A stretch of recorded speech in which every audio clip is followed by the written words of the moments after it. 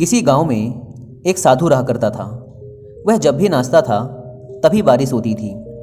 इसलिए गांव के लोगों को जब भी बारिश की ज़रूरत होती तब यह लोग उस साधु के पास जाते और उनसे अनुरोध करते कि वह नाचे, और जब वह नाचने लगते तो बारिश ज़रूर होती थी। कुछ दिनों बाद 4 लड़के शहर से गांव में घूमने आए। जब उन्हें यह बात पता चली कि किसी साधु के नाचने से बारिश होती है तो उन्हें यकीन नहीं हुआ।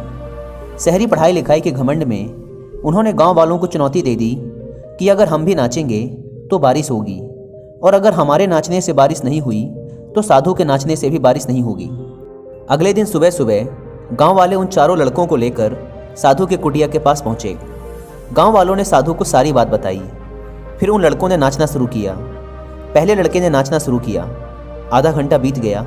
फिर पहला लड़का थक कर बैठ गया, पर बादल नहीं दिखे। कुछ देर बाद दूसरे लड़के ने नाचना शुरू किया और 1 घंटे बीतते बीतते वह भी थक कर बैठ गया। बाकी दोनों लड़कों ने भी ऐसा ही किया, पर बारिश नहीं हुई। अब साधु की बारी थी। उसने नाचना शुरू किया। 1 घंटा बीत गया, पर बारिश नहीं हुई। साधु फिर भी नहीं रुका, वह नाचता ही रहा। नाचते नाचते 2 घंटे बीत गए, पर बारिश नहीं हुई। 4 घंटे बीत गए, पर बारिश नहीं हुई। लेकिन साधु तो रुकने का नाम ही नहीं ले रहा था। धीरे धीरे शाम ढलने लगी कि तभी बादलों की गड़गड़ाहट सुनाई दी और थोड़ी देर बाद जोरों की बारिश होने लगी। यह देखकर 4 लड़के दंग रह गए और तुरंत साधु से क्षमा मांगी। फिर 4 लड़कों ने साधु से पूछा, बाबा, भला ऐसा क्यों कि हमारे नाचने से बारिश नहीं हुई और आपके नाचने से बारिश हो गई?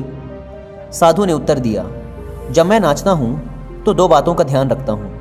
पहली बात तो मैं यह सोचता हूँ कि अगर मैं नाचूंगा तो बारिश को होना ही पड़ेगा, और दूसरी यह कि मैं तब तक नाचूंगा जब तक कि बारिश ना हो जाए। सफलता पाने वाले में भी यही गुण विद्यमान होता है। वे जिस काम को भी करते हैं उसमें उन्हें सफल होने का पूरा भरोसा होता है, और वह तब तक उस काम को करते हैं जब तक कि उसमें सफल ना हो जाएं। इसलिए अगर हमें सफलता हासिल करनी है तो इस साधु की तरह ही अपने लक्ष्य को प्राप्त करना होगा।